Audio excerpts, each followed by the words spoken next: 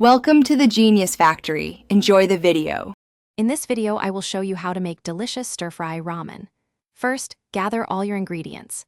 This includes your favorite ramen noodles, a variety of fresh vegetables like bell peppers and snap peas, and a protein such as chicken or tofu. Next, chop your vegetables into uniform, bite-sized pieces. Finally, measure out all your sauce ingredients so they are ready to go when you start cooking. This preparation ensures a smooth and quick cooking process. Now let's get those noodles and protein ready.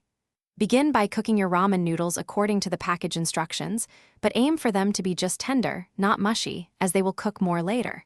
Drain them well. In the same pan or a separate one, sauté your protein.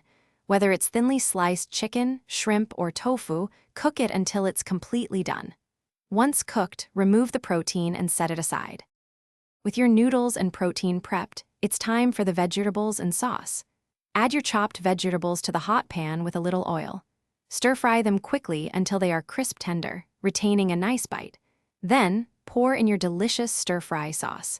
Make sure it coats all the vegetables evenly. Let the sauce simmer for about 1 to 2 minutes. This helps it thicken slightly and allows the flavors to meld beautifully. We're almost there. Now, bring everything together. Return your cooked ramen noodles and the sautéed protein to the pan with the stir-fried vegetables and sauce. Using tongs or a large spoon, gently toss all the ingredients together. Ensure everything is well combined and coated in that wonderful sauce. Serve your hot, homemade stir-fry ramen immediately. It's a quick, flavorful meal perfect for any night of the week. Enjoy! Thanks for watching. If you found this helpful, don't forget to like and subscribe.